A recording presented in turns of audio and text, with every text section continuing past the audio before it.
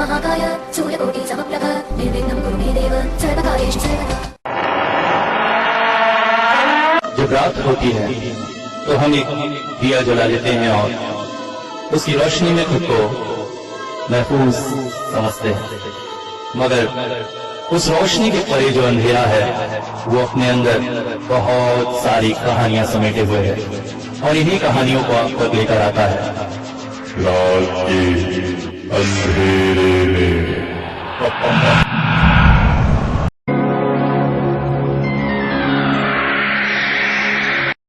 हर दिन की तरह आज भी अरविंद ऑफिस जाने के लिए सुबह जल्दी जल्दी तैयार हो रहा था। अरविंद एक आईटी फर्म में इंजीनियर था। उसकी पत्नी शिखा उसके लिए नाश्ता बना रही थी। शिखा ने एक टोस्ट और गर्मा गर्म कॉफी टेबल पर रख दिया। अरविंद ने जल्दी जल्दी नाश्ता किया और शिखा को बाय कहने के लिए उसे ढूंढने लगा। हर दिन की तरह आज भी शिखा घर के कोने में बने डॉल से भरे उस रूम में थी। अरविंद दरवाजे पर पहुंचा ही था कि कानों में आवाज पड़ी, गुड़िया उठो बेटा, सवेरा हो गया है, नहीं उठोगी क्या? देखो पापा के ऑफिस जाने का टाइम हो रहा है, लेट हो जाएंगे पापा, उठो बेटा। ओहो कितना सोगी, उठो ना, उठो बेटा। गुड़िया देखो पापा जा रहे हैं, उन्हें बाय करना है, उठो। आवाज कानों में पड़ते ही साथ अरविंद के जैसे नसें फड़क उठी। मन ही मन अपने दिल में भराए दुख को अपने हाथों की मुट्ठियों को कड़ा कर उसने रोक लिया और एक झटके से ही घर से बाहर निकल गया। पिछले 4 सालों से शिखा का लगभग यही रूप था। हर सवेरे अरविंद इसी तरह से तैयार होता और शिखा उस कमरे में चली जाती। कार की आवाज सुनकर शिखा कमरे से बाहर निकली और बालकनी में आकर झांका और एक बनावटी गुस्सा बनाकर कमरे की तरफ देखकर बोली, देखा आज भी पापा बिना बाइक किए चले गए। तुम्हारे चक्कर में ना रोज यही होता है। आने दो आज शाम को पापा को, आज तो तुम्हें अच्छे से पिटाई पड़ेगी। डॉल से भरे हुए इस खाली कमरे में एक मीठी सी खिलखिलाहट सुनाई दी।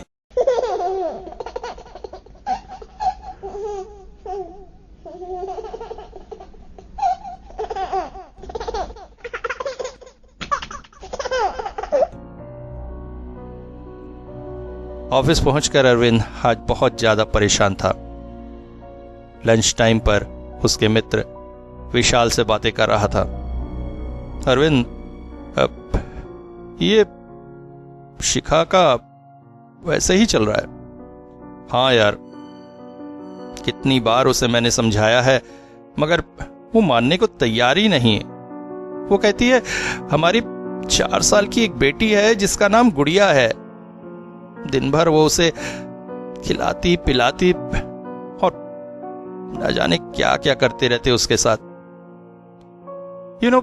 जितनी देर मैं ऑफिस में रहता हूं बस वही ठीक लगता है।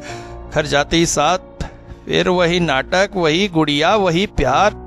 I am just fed up यार। ये तो शिखा का प्यार है, वरना अरविंद और शिखा कॉलेज के जमाने से ही प्रेमी थे। लगभग 5 साल की पढ़ाई में दोनों का प्यार चलता रहा। उसके बाद दोनों ने उसे अपने घर वालों की मर्जी से शादी में परिणित किया। जिंदगी जैसे खुशियों से भर गई थी। दोनों एक दूसरे से बेइंतहा प्यार करते थे और एक दिन वो खुशियां और ज्यादा बढ़ गई जब शिखा प्रेग्नेंट हुई। अरविंद के माता पिता तो फूलों नहीं समा रहे थे। घर में एक बच्चा आएगा, किलकारियां मारेगा। कितने सालों से अरविंद और उसके छोटे भाई के बड़े होने के बाद से घर तो जैसे सूना पड़ा था। शिखा सारे घर वालों की आंख का तारा हो गई। हर कोई उसे हमेशा नए नए इंस्ट्रक्शन देता, उसकी देखभाल करता। शिखा भी इस टाइम को बहुत एंजॉय कर रही थी। मगर कहते हैं ना, जब इंसान बहुत ज्यादा खुश होता है तो ऊपर वाला बिजली गिरा देता है। तीसरे महीने में सोनोग्राफी के दौरान डॉक्टर ने बताया बच्चा एबनॉर्मल है, उसके हार्ट का विकास बहुत मुश्किल से हुआ है। इस वजह से दुनिया में आने के बाद भी वो ज्यादा दिन नहीं जी पाएगा, क्योंकि इस तरह के बच्चों के हार्ट का ऑपरेशन भी नहीं किया जा सकता है। ये तो ऐसी बात है कि भगवान ने उसकी शासन नियत कर दी है। ऐसे बच्चे को दुनिया में लाकर कोई लाभ नहीं, इसलिए एबॉर्शन ही इसके लिए सही रहेगा, ताकि माता पिता को भी तकलीफ ना हो और बच्चे को भी। डॉक्टर की बातें सुनकर जैसे सब निराशा के भंवर में जा चुके थे। किसी को समझ में नहीं आ रहा था कि क्या करें, मगर परिस्थितियों को देखकर यही सही था कि एबॉर्शन करा लिया जाए। सबने शिखा को समझाने की कोशिश की, मगर शिखा जैसे दिल को कड़ा किए बैठी थी। उसने सबसे कह दिया चाहे कुछ महीने ही सही, मगर उसका बच्चा इस दुनिया में आएगा और इस दुनिया को देखकर जाएगा। मां बनने के पहले सुख को वो किसी भी तरह से सिर्फ अपने स्वार्थ के नाम पे खोना नहीं चाहती थी। अरविंद ने भी उसके इस फैसले में उसका साथ दिया। जो भी इस बात को सुनता, अरविंद और शिखा की तारीफ किए बिना नहीं रहता, वरना बच्चे के हालात जानकर कौन मां बाप इस तरह के बच्चे को अपनी जिंदगी में लाना चाहेगा। धीरे धीरे बच्चे के पैदा होने का समय करीब आने लगा। बंगाली परिवार से होने के नाते नियम अनुसार शिखा को घर वालों का खिलाया जाना जरूरी था, जिसे बंगाली में साथ देना कहते हैं। इसमें प्रेग्नेंट लेडी को ससुराल वालों की तरफ से अच्छा अच्छा खाना खिलाया जाता है और इसके साथ ही घर परिवार रिश्तेदारों को भी आमंत्रित किया जाता है। वो दिन शिखा के लिए बेहद खुशी का दिन था। घर मेहमानों से खचाखच भरा था। टेंट वाले कैटरर अपना खाना सजा रहे थे। सब बेहद खुश थे। दिन भर की थकान के बाद सब रात को सोने गए और तभी दूसरी बिजली गिरी। शिखा बाथरूम में स्लिप हो गई। बहुत ज्यादा ब्लीडिंग हो रही थी। हॉस्पिटल ले जाने पर डॉक्टर ने बताया मां को तो बचा लेंगे, मगर बच्चे को बचाया जाना संभव नहीं था।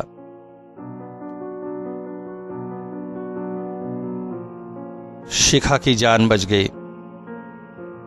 डॉक्टर ने उसे एक दिन तक नींद का इंजेक्शन देकर सुलाकर रखा, मगर अगले दिन जब शिखा होश में आई, अरविंद उसके कमरे में गया और उसके पहले शब्द सुनकर ही वो चौंक उठा। क्यों पप्पा जी, बेटी दिखने में तुम्हारी जैसी ही हुई है। चौंक पड़ा था अरविंद। कहां है बेटी? कौन सी बेटी? मगर शिखा तो ऐसे कर रही थी जैसे उसके बेड के पास एक छोटा सा बच्चा लेटा हो। उस बच्ची को नाम दिया था उसने गुड़िया, और तब से ही सारी परिस्थितियां बदलने लगी। पिछले 4 सालों से शिखा का यही एटीट्यूड था। पहले पहले घर वालों से उसे सहानुभूति मिली, मगर धीरे धीरे परिस्थितियां विकट। इसी बीच शिखा के माता पिता का भी देहांत हो गया। शायद बेटी के इस हाल पर दुखी होकर मन ही मन कुड़कुड़ कर उनका देहांत हुआ हो, होने लगी। हालात और बिगड़े जब अरविंद के छोटे भाई की शादी हुई। अरविंद के माता पिता किसी तरफ से भी नहीं चाहते थे कि छोटी बहू पर बड़ी बहू के इन पागलपन की हरकतों का असर पड़े। अरविंद ने खुशी खुशी इस शहर में ट्रांसफर ले लिया।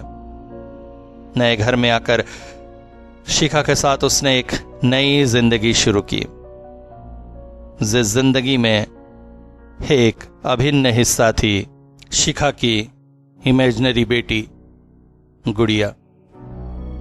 पिछले 4 सालों से शिखा उसे खिलाने पिलाने नहलाने सुलाने इन सब में ही व्यस्त रहती थी।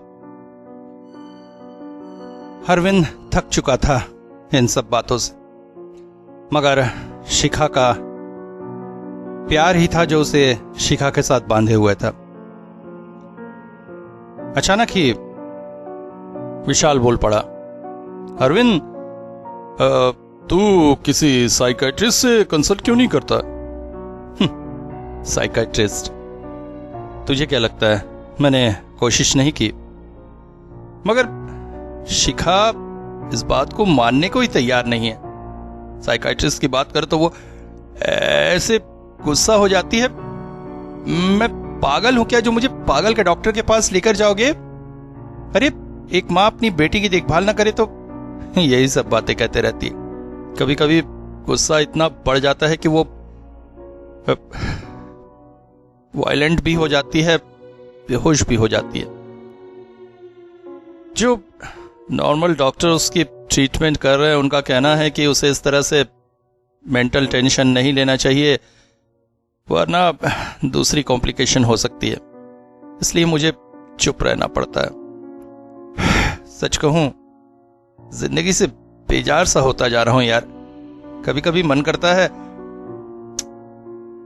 अचानक ही विशाल ने उसके कंधे पर हाथ रखा, अरविंद कायरो वारी बात मत कर। देख दुनिया में हर समस्या का कोई ना कोई निदान है, बस वक्त सही होना चाहिए।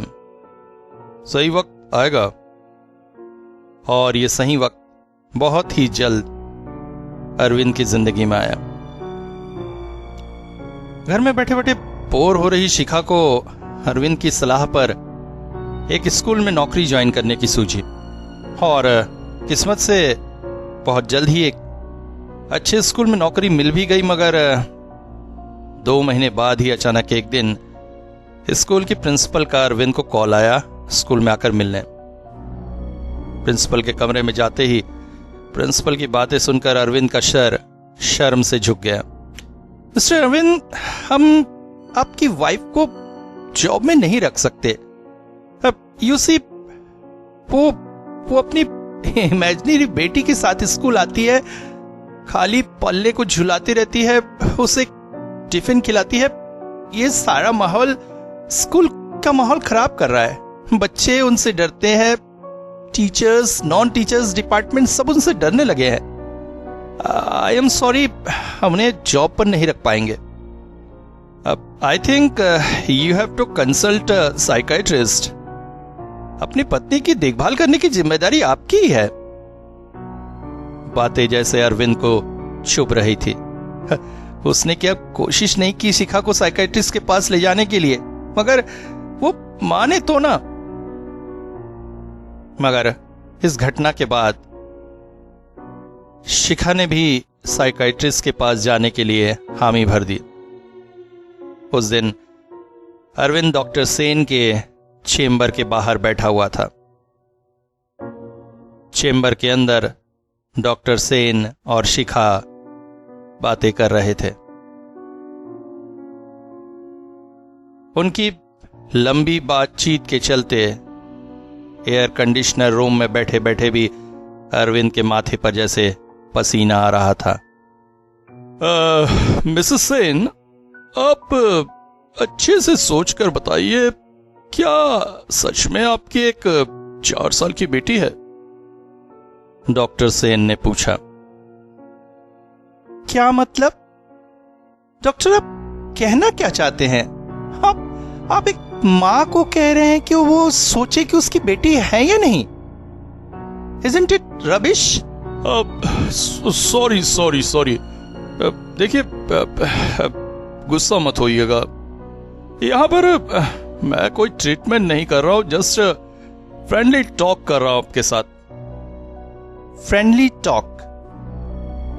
ये किस तरह का फ्रेंडली टॉक है डॉक्टर? ये तो अरविंद ने फोर्स किया करके मैं आपके सामने बैठी हूं, वरना अपनी बीमार बच्ची को घर में छोड़कर मैं यहां कभी नहीं आती।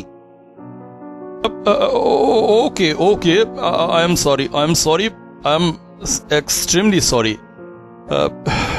अच्छा, अगर आपकी इजाजत हो तो कुछ और प्रश्न पूछ सकता हूं? जी करिए, मगर काइंडली कोई ऐसा प्रश्न मुझ पूछिएगा जो मेरी ममता को चोट पहुंचाए। जी जी बिल्कुल बिल्कुल मैम, बिल्कुल। अच्छा, आपकी बेटी कब पैदा हुई थी? 4 अप्रैल 2017 रात के 10:15। 4 अप्रैल 2017 रात के 10:15। अच्छा, आपको कब पता चला कि आपकी बेटी हुई है? मतलब हॉस्पिटल में होश आने पर किसी नर्स आदि ने आपको बताया?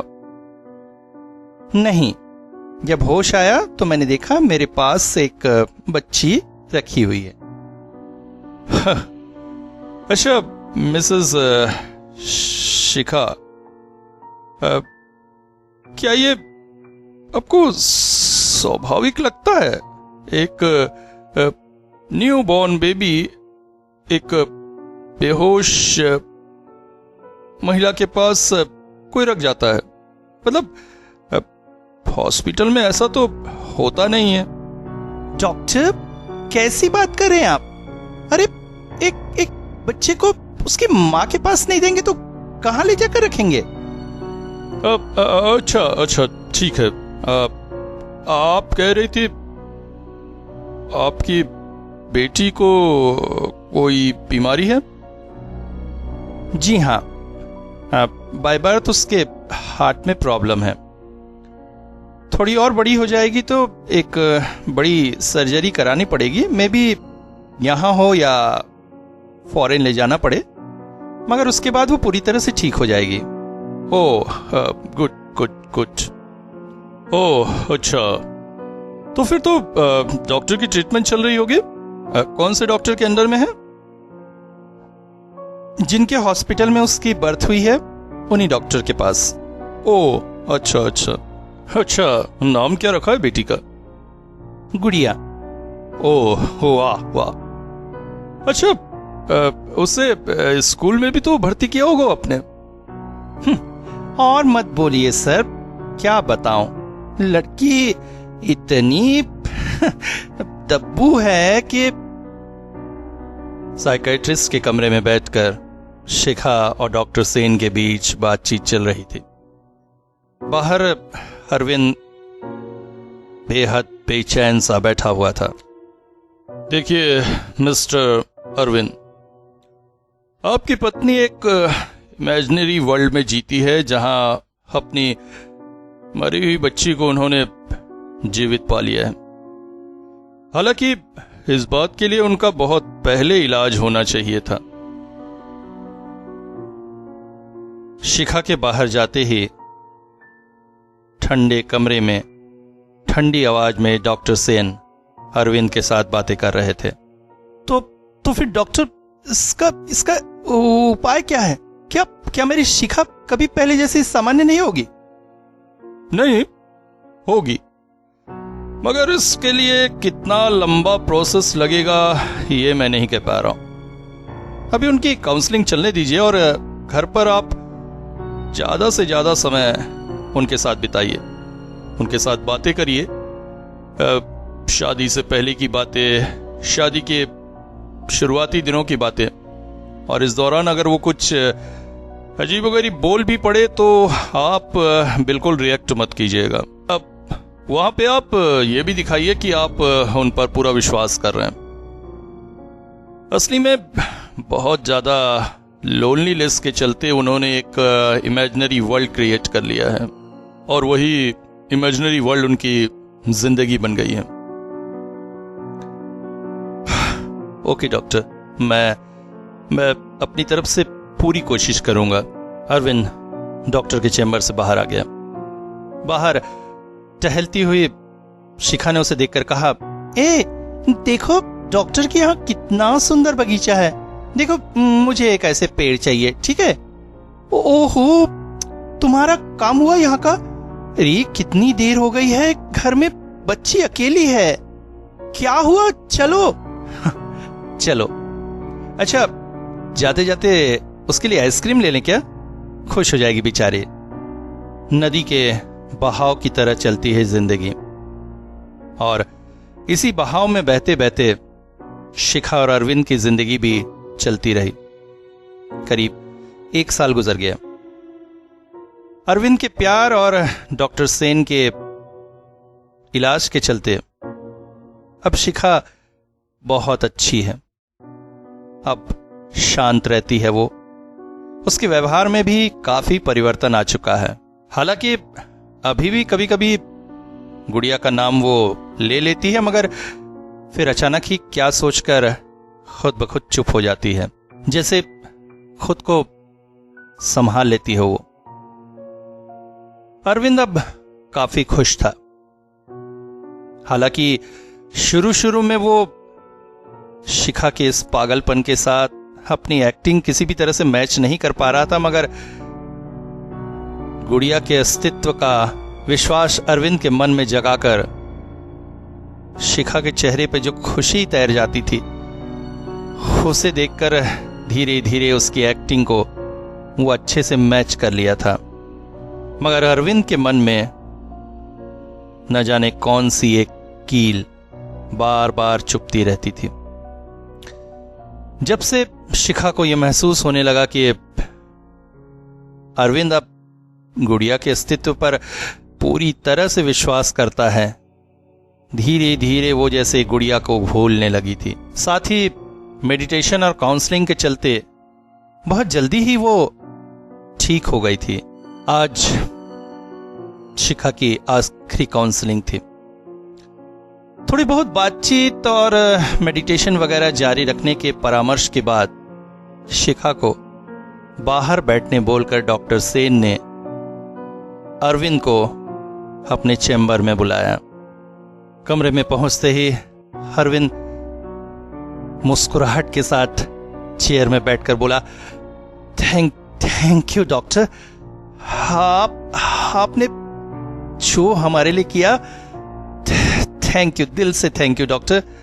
आपकी वजह से आज का ये दिन देखना नसीब हुआ।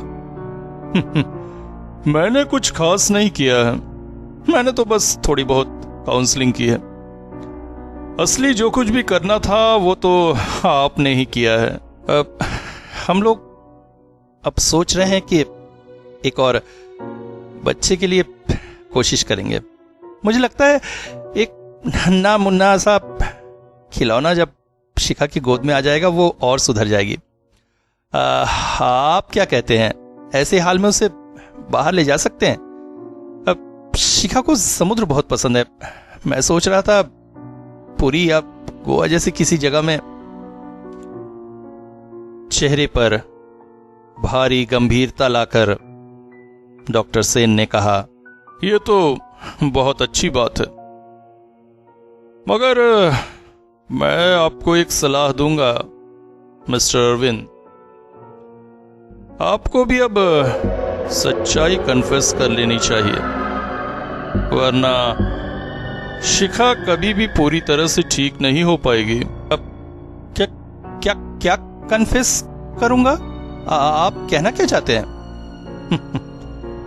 अपने होंठों पर एक रहस्यमयी मुस्कान लाते हुए डॉक्टर सेन बोल पड़े, अब वो सच्चाई जो पिछले 5 सालों से वो अपने दिल में छुपा कर रखा है आपने, वो सच्चाई जो पिछले 5 सालों से आपके मन को कचोट रहा है, वो सच्चाई जिसे आप भी सच मानने से कतराते हैं, अब वक्त है उस सच्चाई को कन्फर्स करने का। अरविंद जैसे सेंसलेस होकर डॉक्टर की तरफ ताक रहा था। एक ही सेकंड में जैसे उसके शरीर से पूरा खून किसी ने चूस लिया हो, इस तरह से उसका चेहरा सफेद पड़ गया था। अंततः पुरी के लिए निकल पड़े थे शिखा और अरविंद। इस समय ठंड का सीजन था। पीक सीजन होने की वजह से होटल बुकिंग मिलना बहुत ही मुश्किल हो रहा था और ऐसे में एक दोस्त की मदद से समुद्र के ठीक किनारे एक बहुत ही सुंदर रिसोर्ट में उन्हें जगह मिल गई थी। जिस दिन निकलना था उस दिन सवेरे से ही शिखा बेहद खुश थी। उसे इतना खुश देखकर अरविंद बहुत ज्यादा शांति का अनुभव कर रहा था।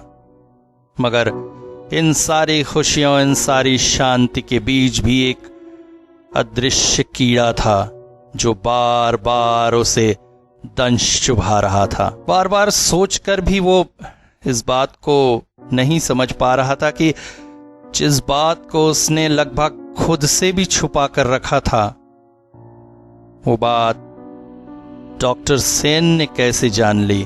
और इस बात को सोच सोच कर कड़कती ठंड में भी अरविंद को पसीना आ रहा था। तो क्या काउंसलिंग के दौरान कभी अनजाने में ही मैंने डॉक्टर को ये सब बता दिया था? और क्या अब ये सब मुझे शिखा के सामने भी कहना पड़ेगा? नहीं नहीं नहीं नहीं नहीं, वो किसी तरह से भी शिखा को ये नहीं बता सकेगा। अगर शिखा उसे छोड़कर चली गई तो उसकी जिंदगी में क्या रह जाएगा? नहीं नहीं नहीं नहीं नहीं, शिखा को ये बात पता नहीं चलनी चाहिए। शिखा को ये बात किसी भी तरह से पता नहीं चलनी चाहिए।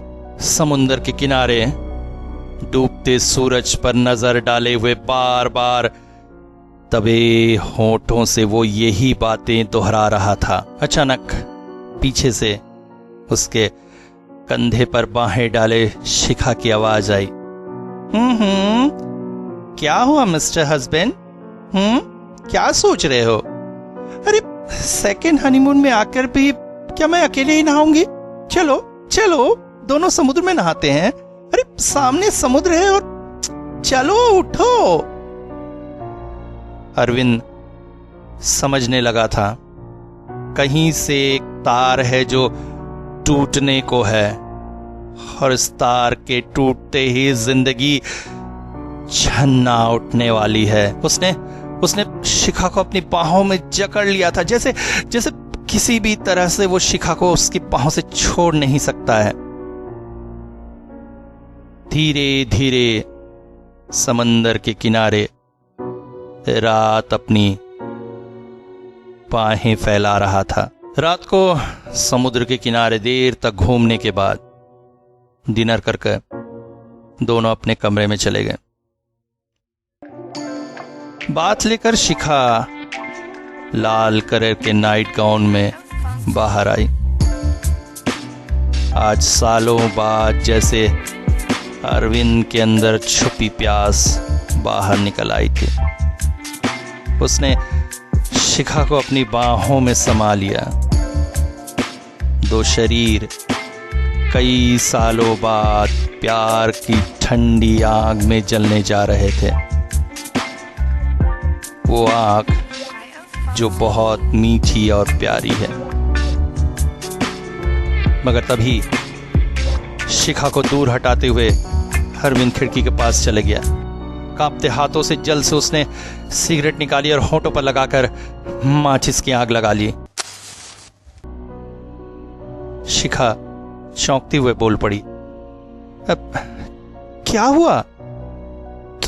तुम इस तरह से क्यों चले गए? मगर अब नहीं तो कभी नहीं पर विचार करके अरविंद कांपते होठों से बोलने लगा, शिखा जब तुम प्रेग्नेंट हुई थी ना तो मैं बेहद खुश था। शिखा लड़का या लड़की मुझे कोई फर्क नहीं था। बस एक नन्ही सी जान हमारे बीच आएगी, मैं बहुत खुश था। मैं तो बस एक स्वस्थ प्यारे से बच्चे का पिता होना चाहता था, स्वस्थ प्यारे से, हाँ पूरी तरह से स्वस्थ। तो जब जब बच्चे की रिपोर्ट में उसके स्वस्थ होने की बात देखी तो मैं दिल से पूरी तरह से छूट गया था। ऐसे हाल में सभी तो अबॉर्शन करा लेते हैं, तो मैंने सोचा था तुम भी वही कराओगी और इसे एक जस्ट एक्सीडेंट समझकर हम दोनों भूल जाएंगे। उसके बाद फिर से जिंदगी आगे बढ़ेगी और हम एक अच्छे स्वस्थ हृष्ट पुष्ट बच्ची के माँ बाप बनेंगे। मगर मेरी ये सोच सच नहीं हो सकी। तुमने डिसीजन लिया कि तुम उस बच्चे को जन्म दोगी। मैं किसी भी तरह से इसे मान नहीं सकता था। फिर लगा घर के बड़े समझा बुझाकर तुम्हें मना लेंगे, इसीलिए मैंने तुम पर किसी भी तरह का कोई दबाव नहीं डाला, ताकि तुम्हें यह महसूस हो कि तुम्हारी खुशी में ही मेरी खुशी है। मैं तुम्हारी नजरों में छोटा नहीं होना चाहता था, मगर तुम्हारी जिद के आगे सब हार गए और डिसीजन हुआ कि एक अनडेवलप्ड स्वस्थ बच्चे को तुम जन्म दोगी।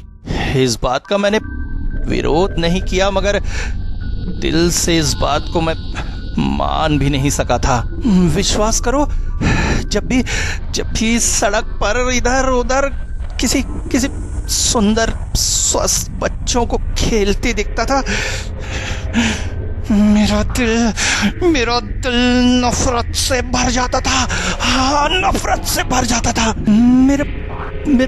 मेरा दिल बहुत कचोटता था। मुझे दुनिया में सबके स्वस्थ सुंदर बच्चे हैं, सिर्फ मेरे ही घर एक स्वस्थ बच्चा पैदा होने वाला है। सारी जिंदगी अपने माँ बाप को कष्ट देने के लिए वो पैदा होगा। मैं मन ही मन पागल सा हो गया था, और ऐसे में ही तुम्हारे साथ का वो फंक्शन आ गया।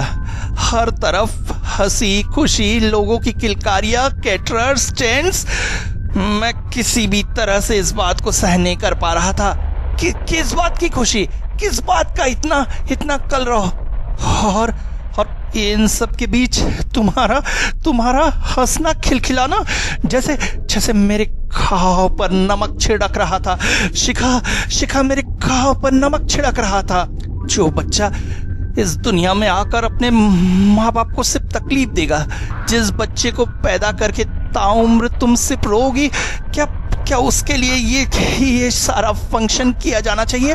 हाँ, वो दुनिया में आएगा और लोग आज जो हंस रहे, खिलखिला रहे हैं, हमारे पास आकर बस आहा बेचारों को इतना तकलीफ, ये कहेंगे।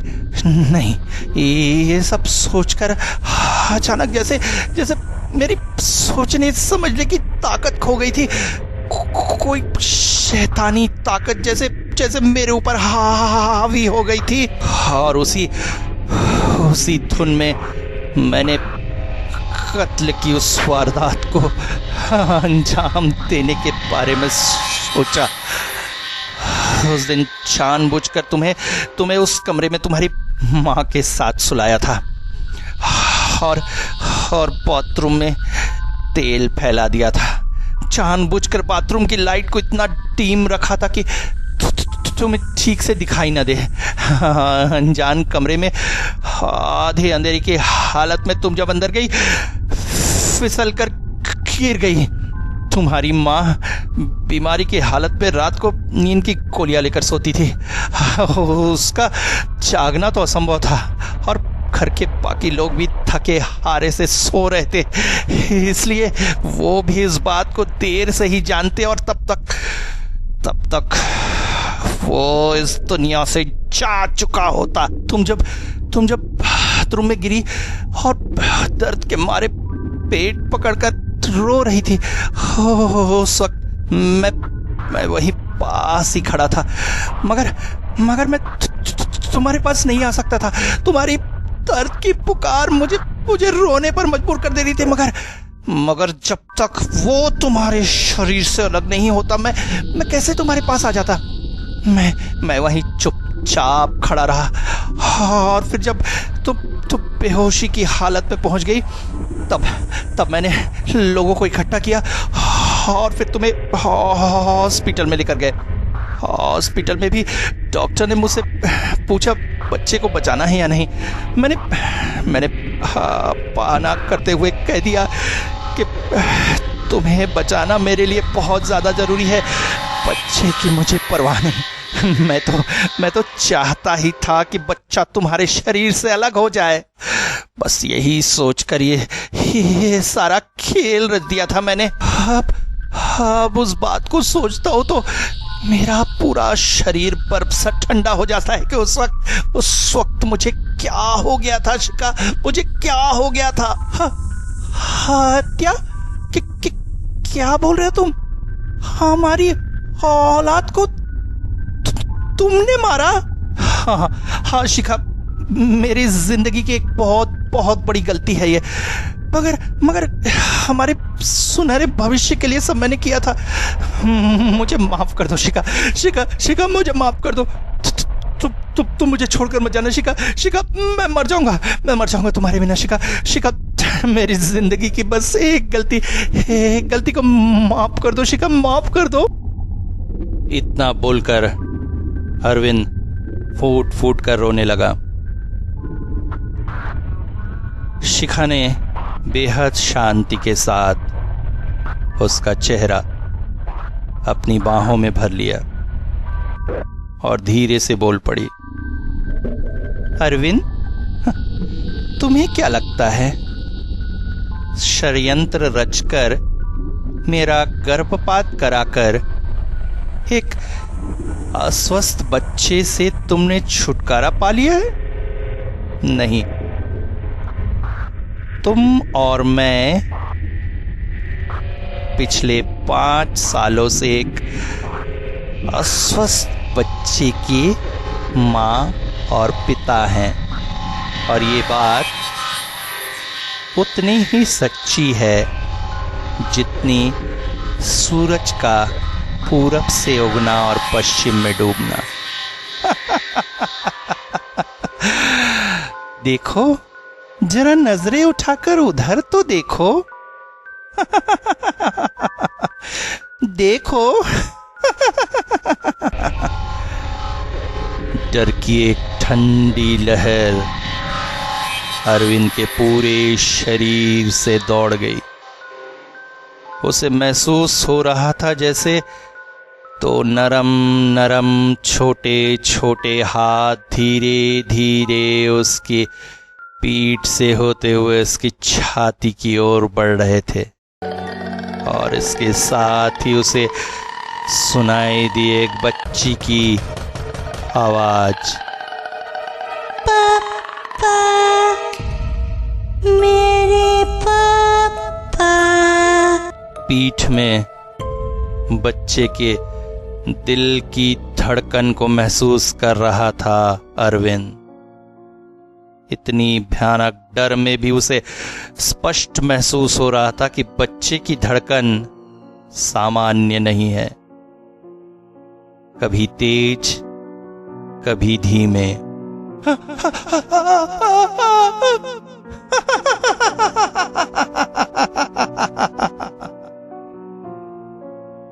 उस घटना के करीब 2 महीने हुए।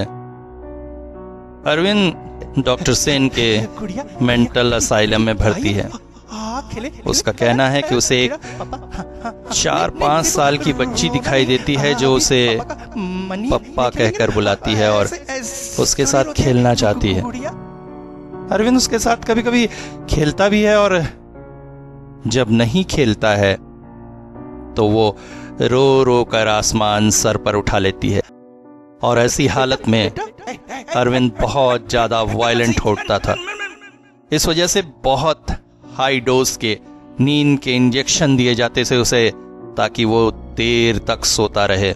आज हफ्ते भर से अरविंद सामान्य है, मगर फिर भी डॉक्टर सेन के निर्देश अनुसार नींद के इंजेक्शन देकर उसे सुला कर रखा गया है। मगर हालात अगर ऐसे ही रहे तो अगले 10 दिन में वापस घर जा सकेगा अरविंद। और इसी विषय पर परामर्श लेने के लिए आज शिखा डॉक्टर सेन के चेंबर में बैठी हुई है। Thank you doctor, thank you very much. आप अगर नहीं होते तो शायद मैं कुछ भी नहीं कर पाती। मैंने तो बहुत छोटी सी मदद की है, बाकी तो सब आप ही का प्लान था। वैसे अगर आप बुरा ना माने तो एक सवाल कर सकता हूं? जी बिल्कुल, पूछिए ना। ये मास्टर प्लान आपने बनाया कब? मतलब आपके जैसी एक सीधी सरल लड़की के दिमाग में ऐसा एक खतरनाक प्लान जन्म लेना तो जिस दिन मेरी गुड़िया का जन्म हुआ था उसी दिन। मतलब थोड़ा क्लियर करके बताइए। वैसे आपको बताने में तकलीफ होगी, मगर मेरी जिज्ञासा शांत करना मेरे लिए बेहद जरूरी है। नहीं नहीं डॉक्टर साहब, इसमें मुझे तकलीफ होने की कोई बात नहीं है। आपने बिना जान पहचान के मेरी जितनी मदद की है, वैसे में आपको जानने का पूरा हक है। मेरी प्रेगनेंसी के दौरान ही मुझे पता लगने लगा था कि अरविंद को बच्चे की चाह नहीं है, क्योंकि बच्चा जैसा भी पैदा होता बीमार पैदा होता। मगर सर आप ही बताइए, मैं एक माँ हूं। माँ होकर क्या मैं अपने बच्चे को इस दुनिया में आने से पहले मार सकती थी?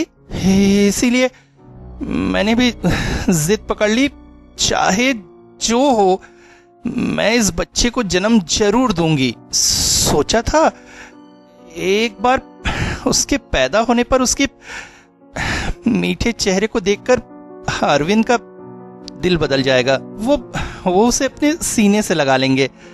फिर भगवान की इच्छा, जितने दिन वो हमारे बीच रहकर भगवान के पास चले जाता। इसमें फर्क क्या पड़ने वाला था? मगर जानते हैं डॉक्टर, मेरा सोचना पूरी तरह से गलत था।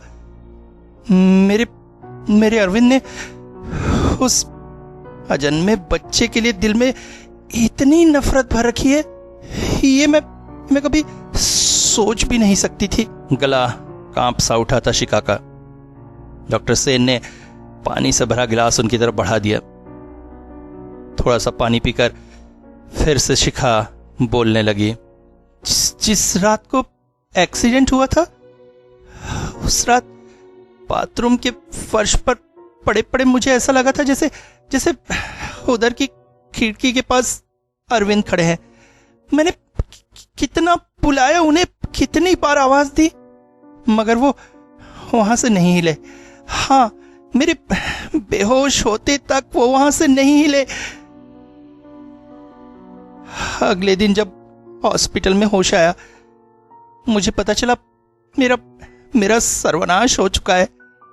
मेरी गुड़िया अब इस दुनिया में नहीं है। मैं चीख कर रोना चाहती थी, मगर तभी मेरे कानों में दबी सी आवाज आई, अरविंद की। वो किसी से कह रहे थे, अरे नहीं, मुझे कोई दुख नहीं है, अच्छा ही है, झंझट मिटा है। मैंने तो पहले ही शिखा से कहा था, पहले ही मेरी बात मान लेती तो इतनी तकलीफ भी नहीं होती। फालतू में सब। मेरे पैरों तले की जमीन जैसे किसी ने छीन ली थी डॉक्टर। मगर उस हाल में भी, कमजोर शरीर में भी मेरा दिमाग जैसे बिजली की तरह दौड़ने लगा। बीते रात हुई घटनाओं को एक के बाद एक जोड़कर मुझे समझ में आया कि अरविंद ने बहुत ठंडे दिमाग से एक कोल्ड ब्लडेड मर्डर किया था, एकदम परफेक्ट मर्डर। मेरा मन किया चीख चीख कर सबसे कहूं वो खूनी है, मगर मेरे पास कोई सबूत नहीं थे डॉक्टर, कोई सबूत नहीं थे। और तभी मैंने मन ही मन कसम खाई, अरविंद को उसके पाप की सजा में देकर रहूंगी।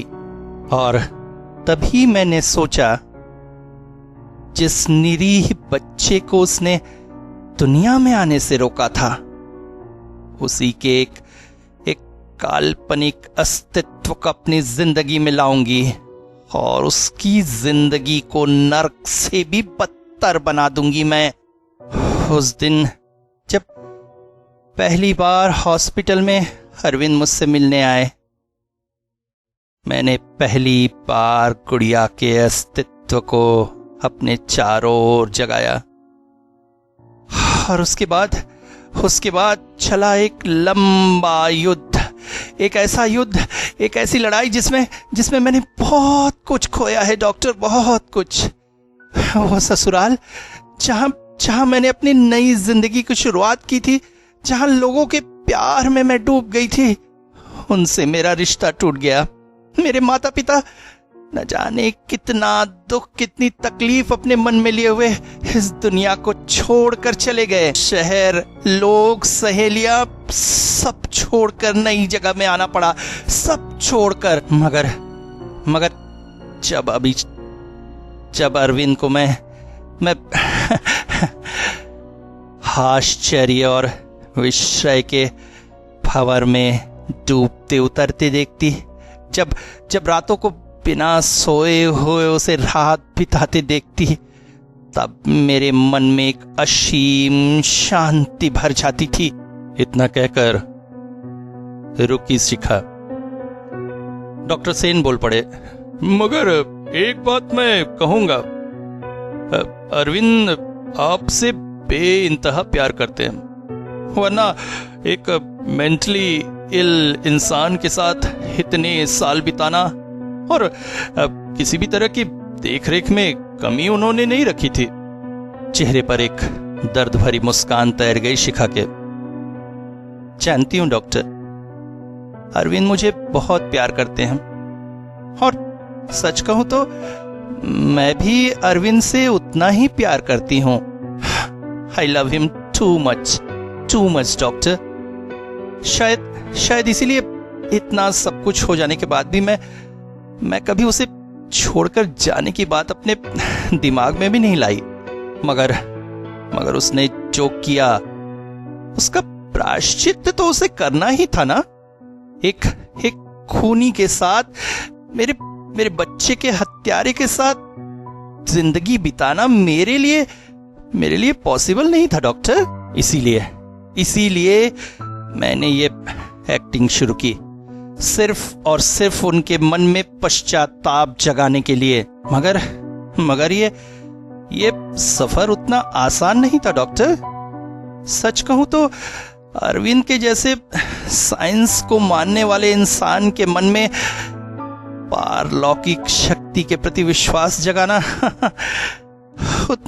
उतना आसान नहीं था डॉक्टर, उतना आसान नहीं था। इसी वजह से 4 साल तक एक्टिंग करने के बाद भी मैं उसके मन में पूरी तरह से गुड़िया के अस्तित्व को नहीं बिठा पाई थी। मगर उसके मन में पश्चाताप जगाने के लिए उसे एक सदमा देना जरूरी था।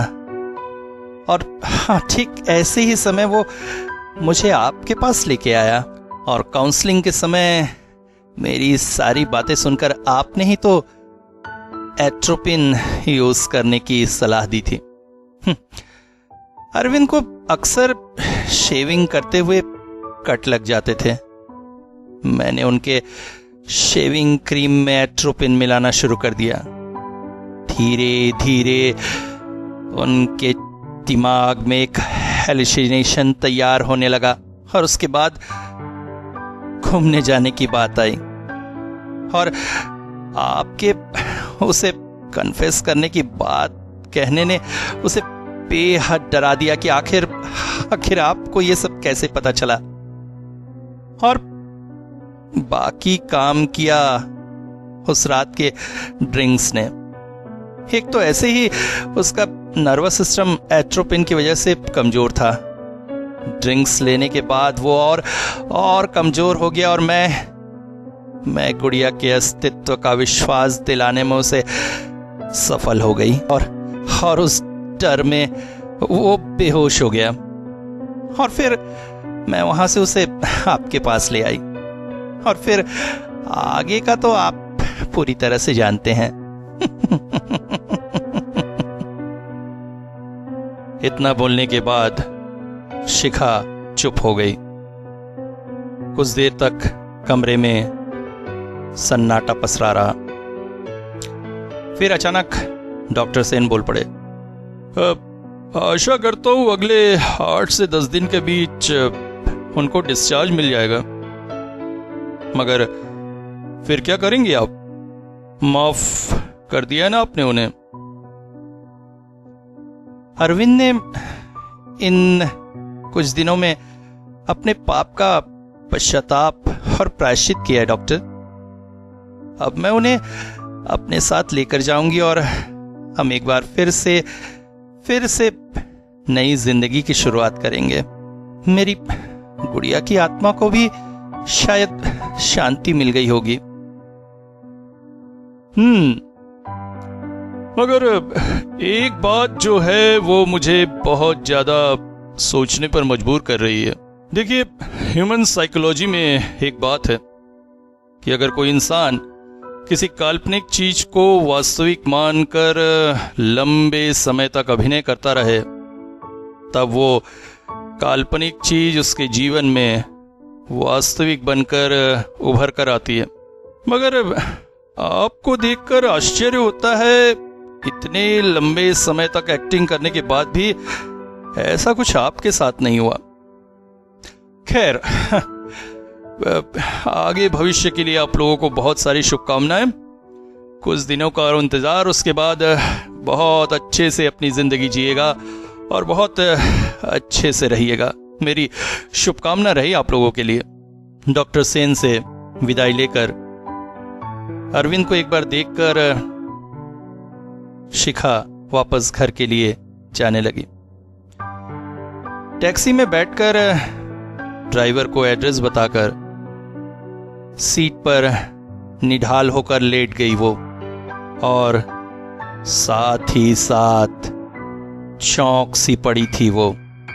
सीट के पास से ही 2 छोटे छोटे अदृश्य हाथों ने उसकी बाह को जकड़ लिया और उसके कानों में आवाज सुनाई दी, इतनी देरी क्यों की मम्मा? मैं तो कब से पापा के पास से आकर तुम्हारा इंतजार कर रही थी।